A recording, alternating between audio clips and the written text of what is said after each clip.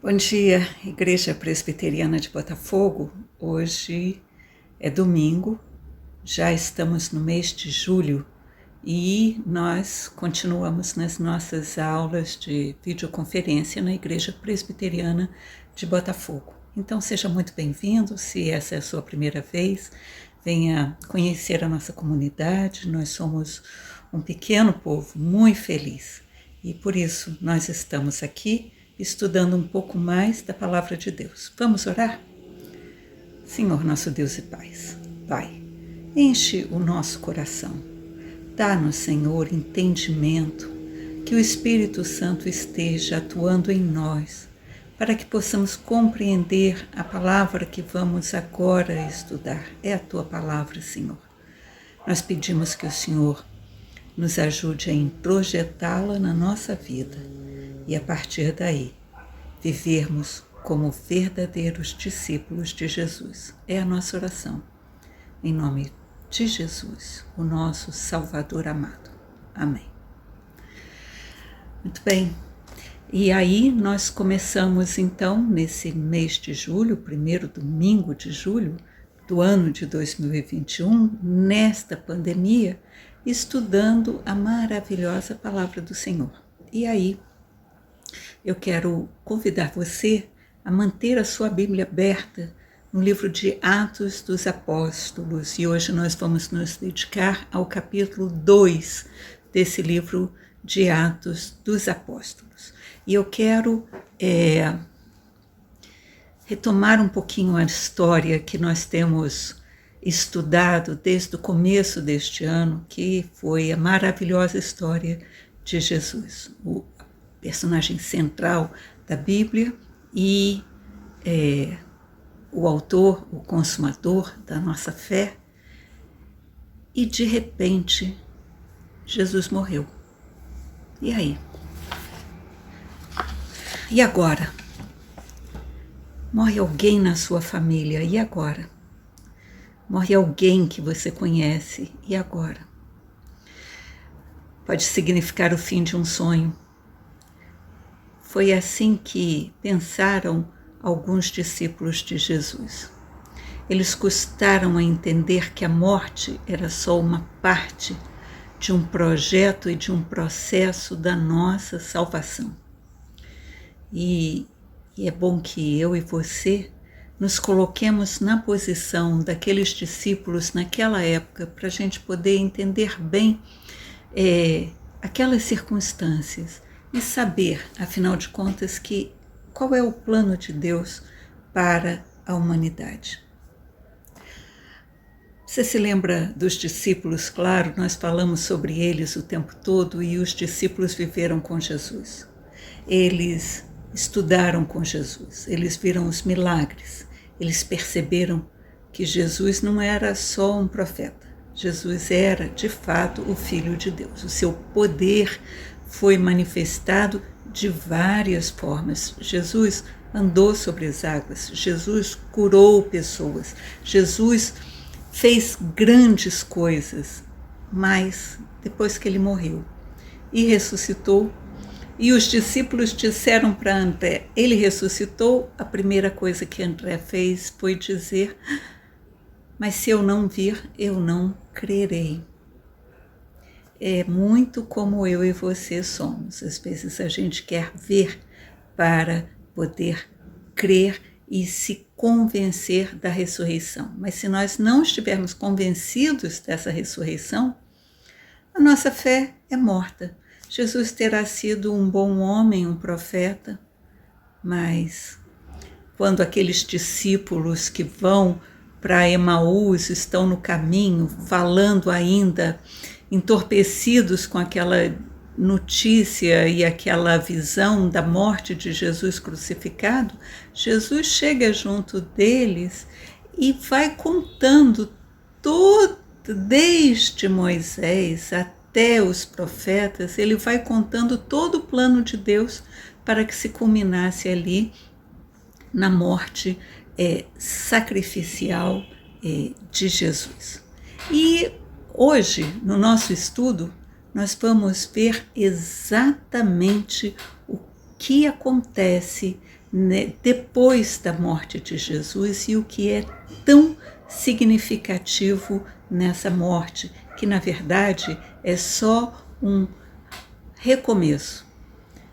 Jesus morreu pelo meu e pelo seu pecado e a partir daí ele nos dá a possibilidade de uma nova vida, uma vida regenerada, uma vida restaurada, uma vida sem os pecados do mundo. Veja bem, Jesus nos mostra o caminho para a vida eterna. Esse ponto de recomeço está no dia de Pentecostes. E você deve estar se perguntando o que quer dizer Pentecostes.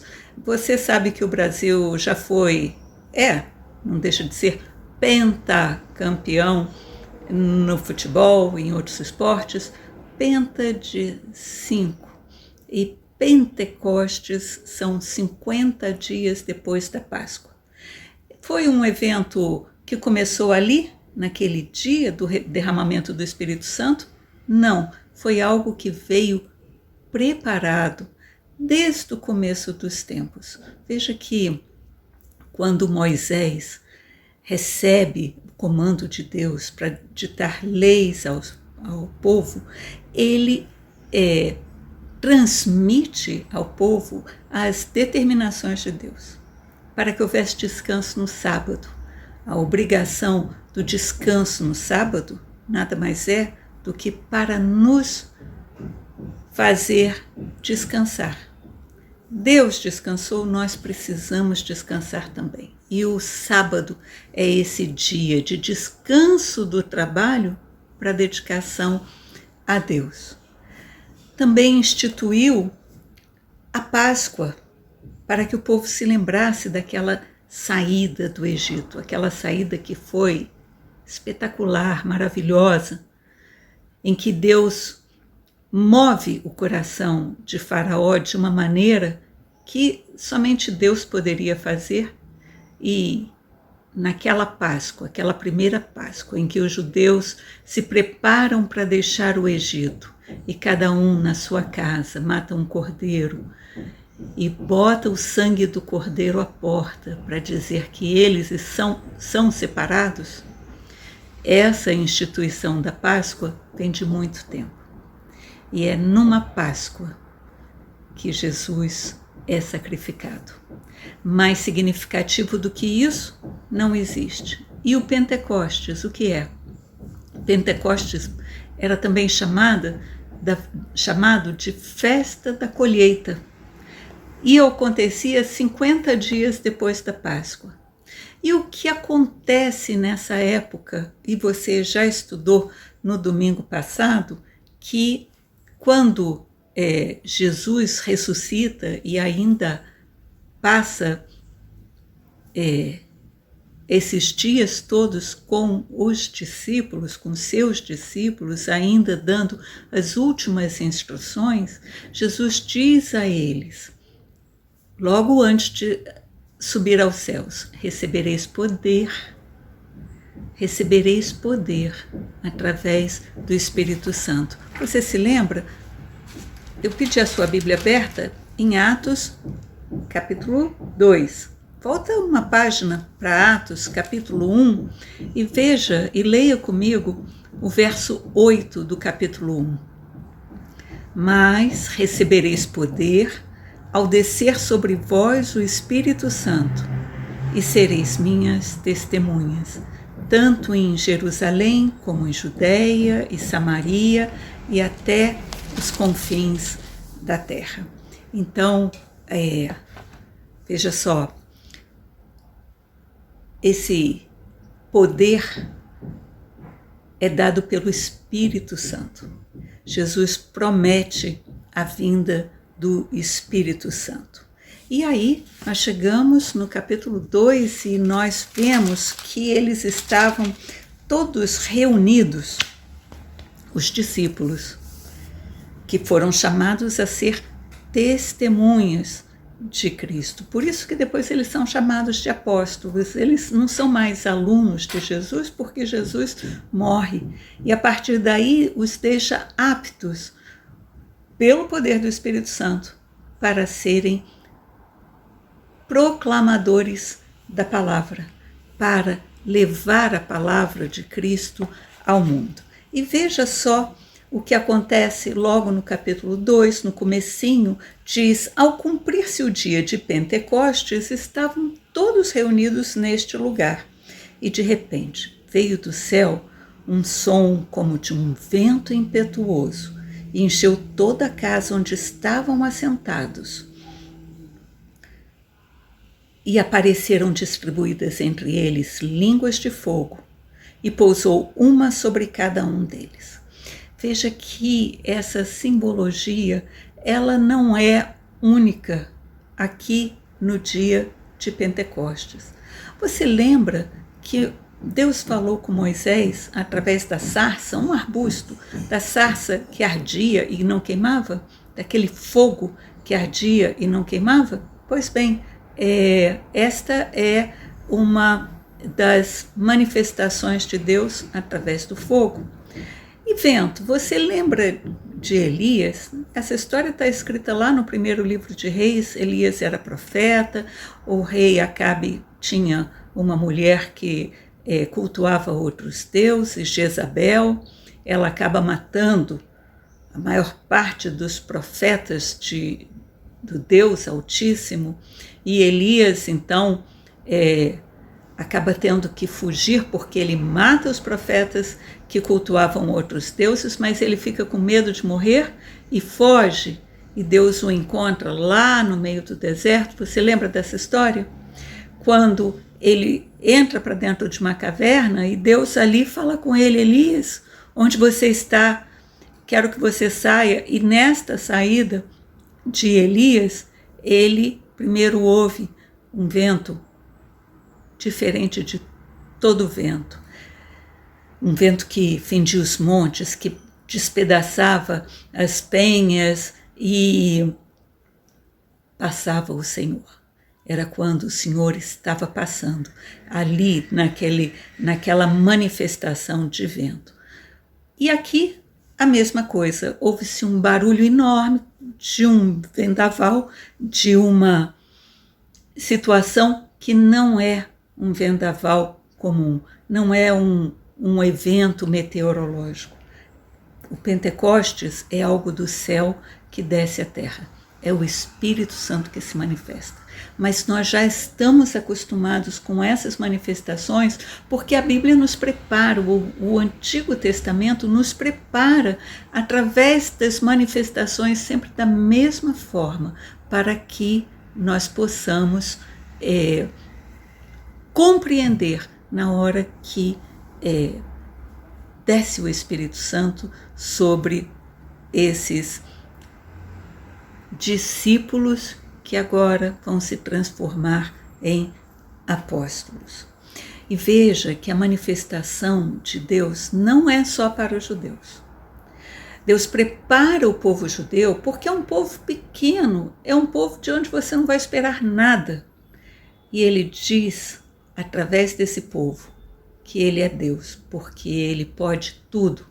E a partir daí, a partir de um povinho que a própria Bíblia diz, vermezinho de Jacó, a partir desse povo, Deus se manifesta e mostra ao mundo o seu poder.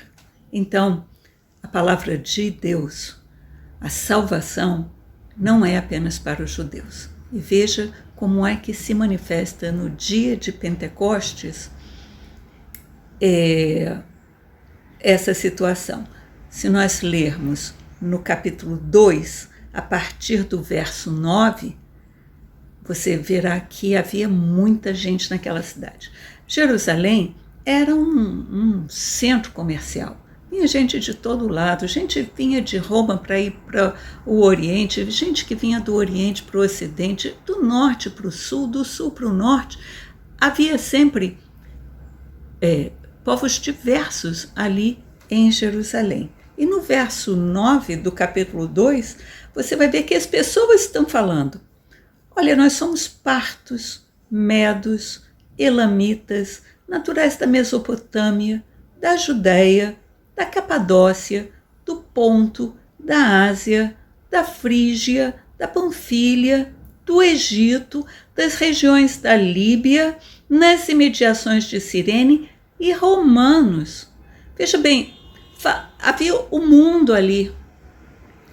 E qual era, então, a questão?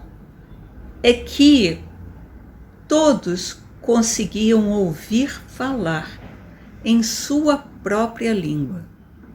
Aqueles discípulos estavam falando e proclamando a mensagem de Deus para todos aqueles povos, e eles entendiam em sua própria língua.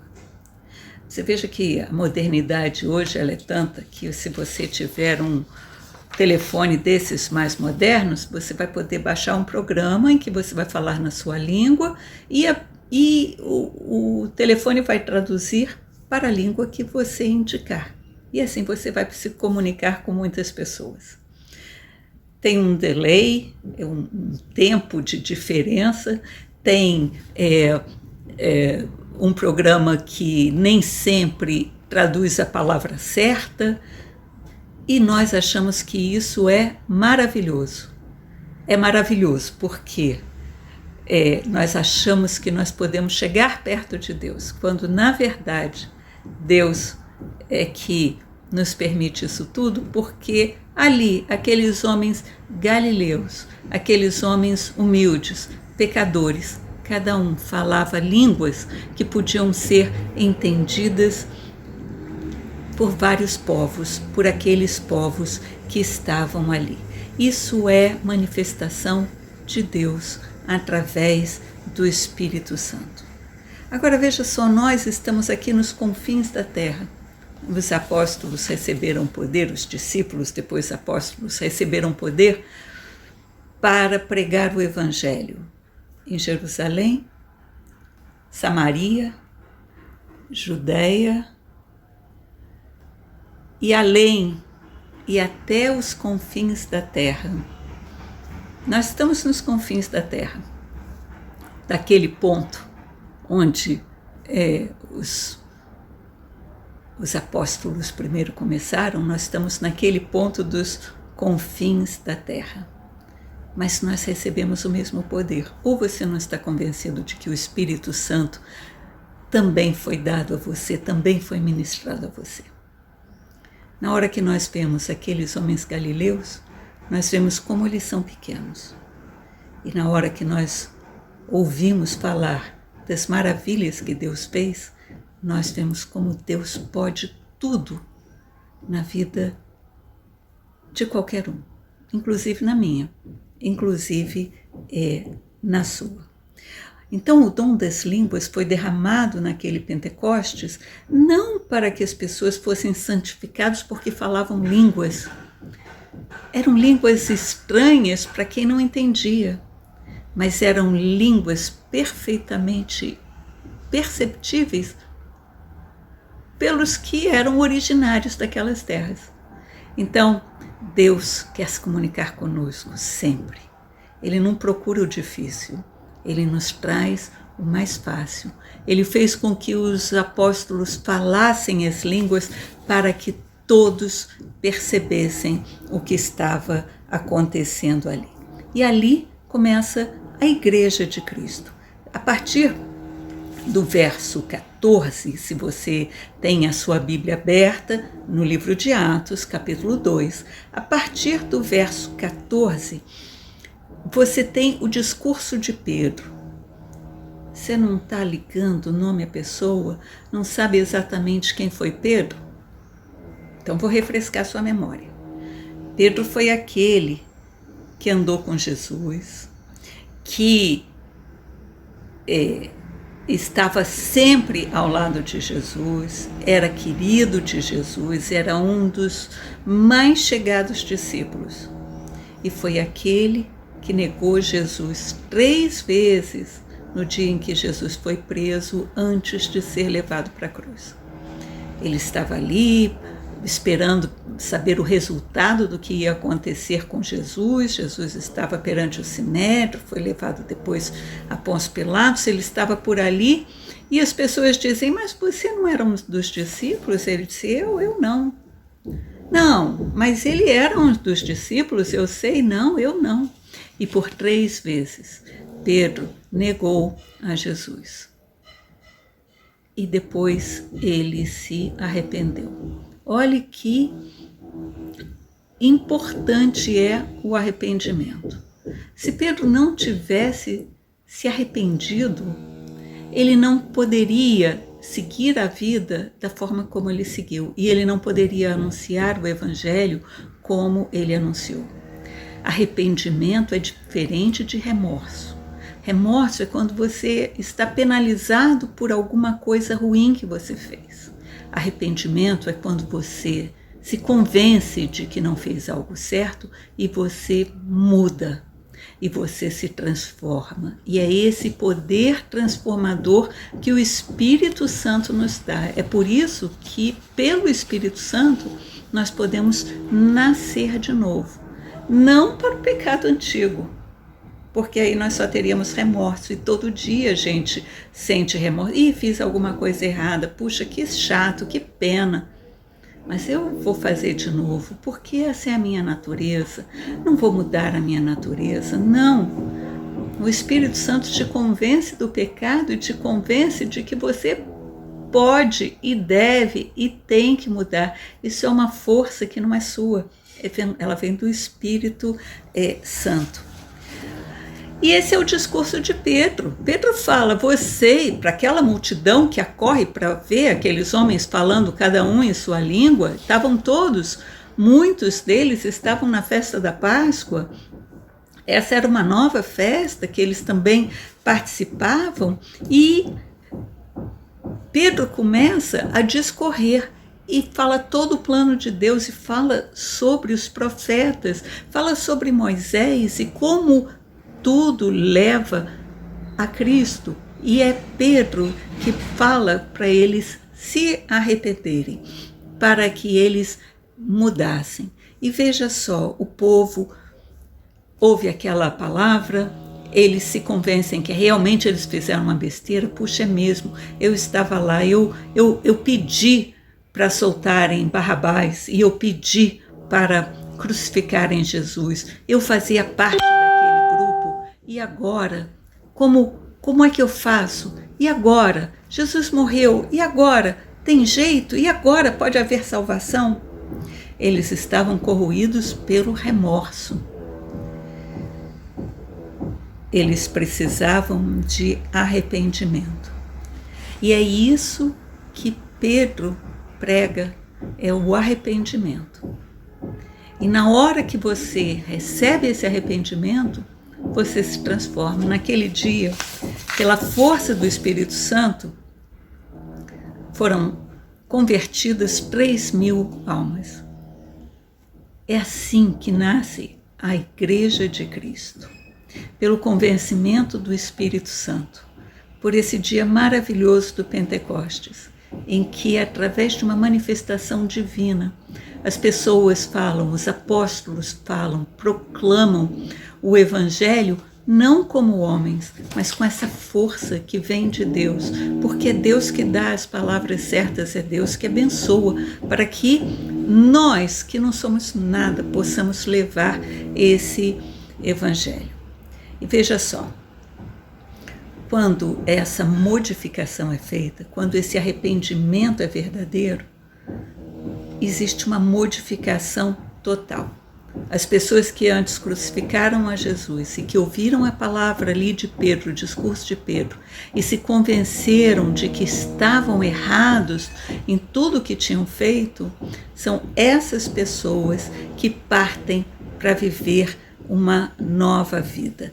Então, continuando lá no capítulo 2 do livro de Atos, eu peço que você vá ao verso 42, porque é como viviam os convertidos. Veja bem, e perseveravam na doutrina dos apóstolos e na comunhão, no partir do pão e nas orações.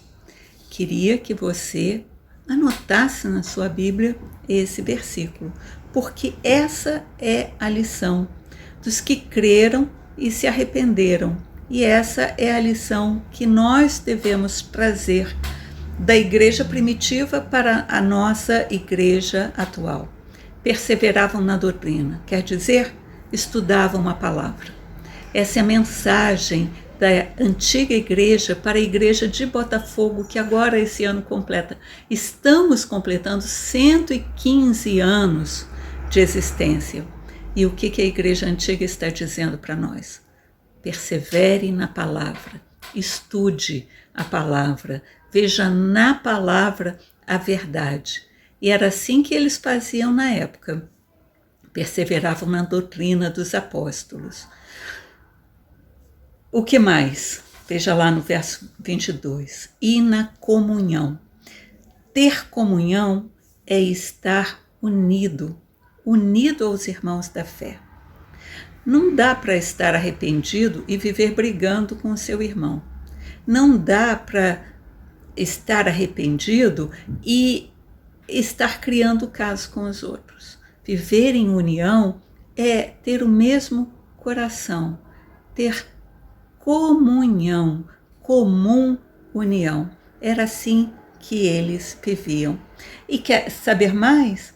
No partir do pão. Por quê? Porque um dos últimos gestos mais significativos de Jesus foi a celebração da ceia, sabendo que ia morrer, sabendo que ia ser crucificado, sabendo por tudo que ele ia passar, ele ceia com os discípulos e o que ele diz? Fazei isto em memória de mim, porque nós não podemos esquecer.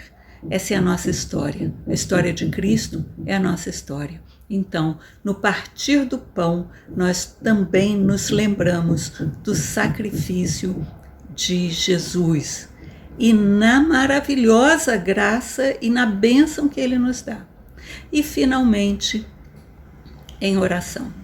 Uma igreja que não ora é uma igreja que não se comunica com Deus. Orar é estabelecer esta relação com o Senhor. Ele nos procura o tempo todo e Ele está acessível através da sua palavra. Mas nós temos que falar com Deus, nós temos que buscá-lo em oração. Se você só tem comunhão com seus irmãos da igreja, mas você não ora, você está só participando de um clube social.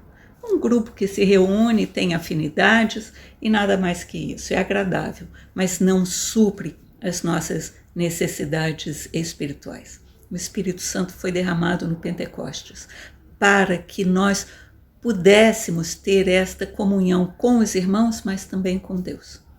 Vamos então aproveitar e levar conosco, nesse mês de aniversário da Igreja Presbiteriana de Botafogo, a lição da antiga igreja. Perseverar na doutrina dos apóstolos, na comunhão, no partir do pão e nas orações.